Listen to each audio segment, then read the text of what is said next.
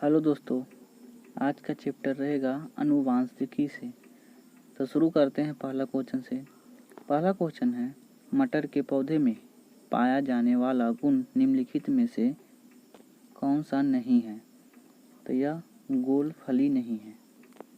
अनुवांशिक सामग्री के वाहक है, तो यह जीन है।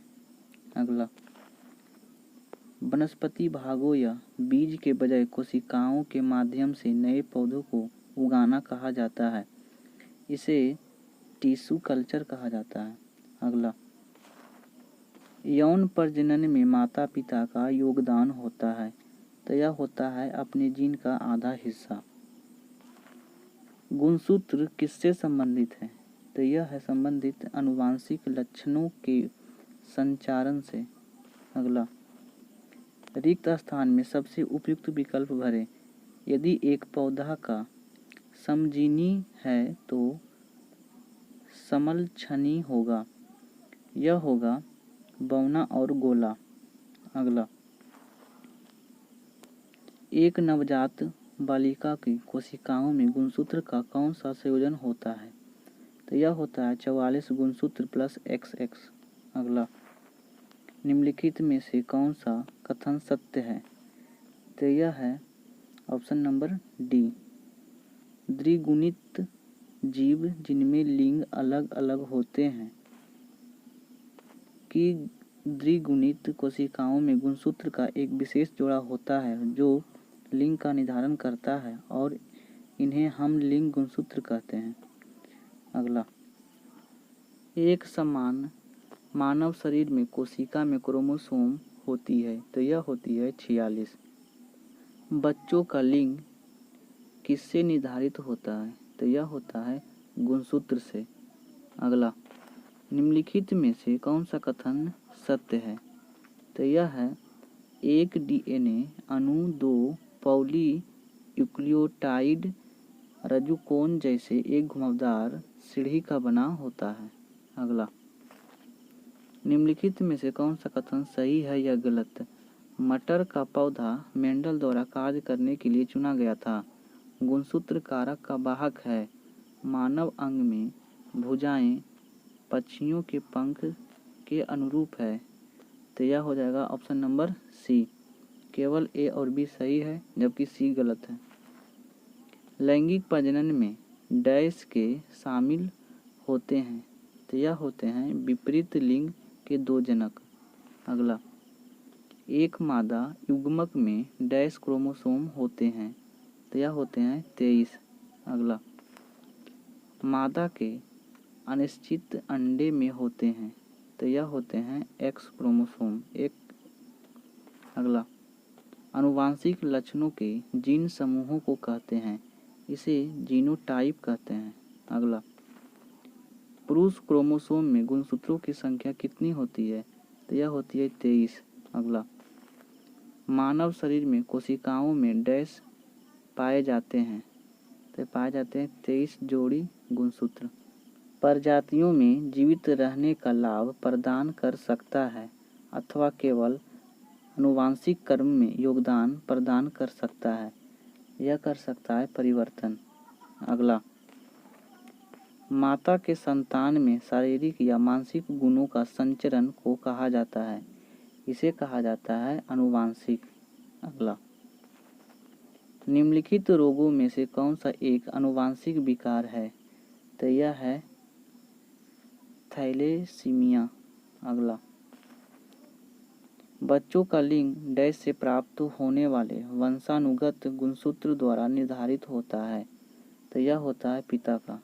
अगला, किस प्रकार का पुनर्जनन अधिक विविधता ला सकता है? तो यह लैंगिक। अगला, पीढ़ी F1 में दिखाई देने वाला लक्षण है, तो यह है ऑप्शन नंबर बी, प्रबलता।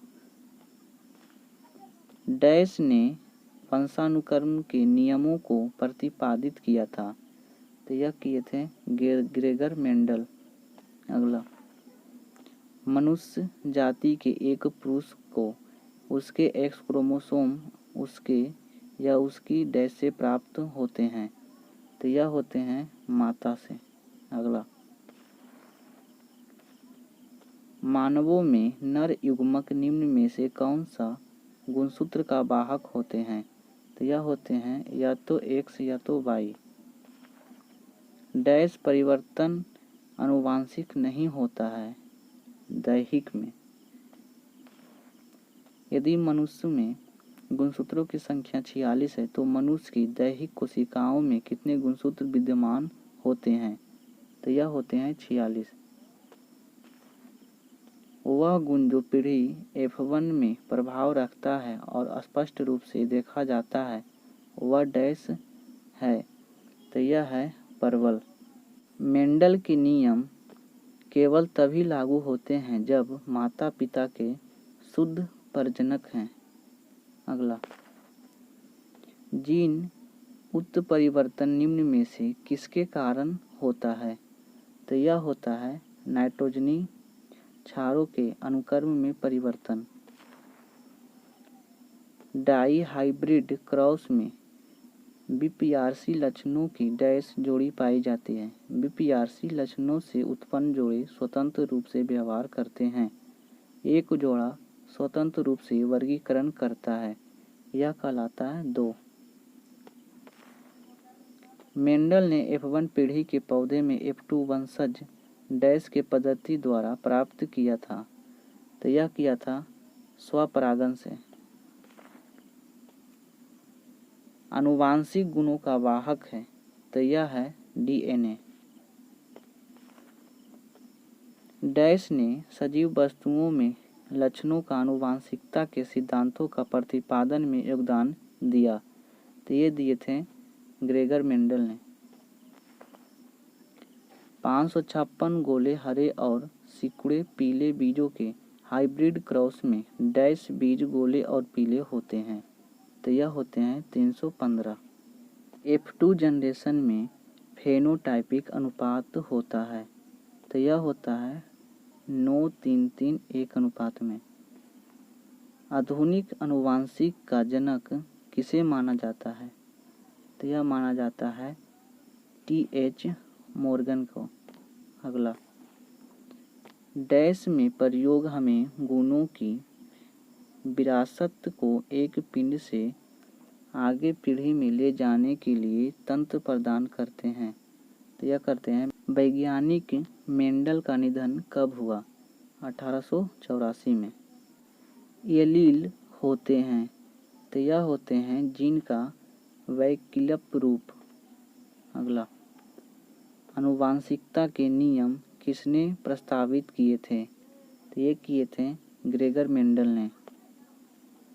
निम्नलिखित में से कथन लिंग संबंधित निर्धारण के बारे में गलत है।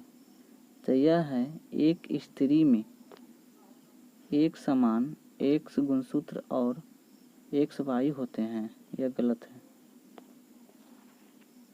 मनुष्य में पुरुषों में यौन गुणसूत्रों में डैश समूह होते हैं। तो यह होते हैं एक्स वाई।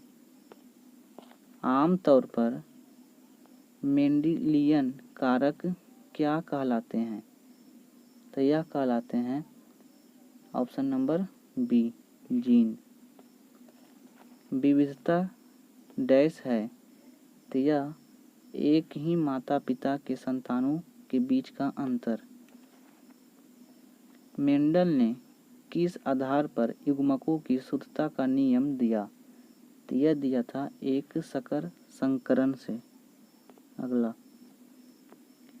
इनमें से कौन सा पुरुष में पाया जाता है? तो यह पाया जाता है वाई गुणसूत्र।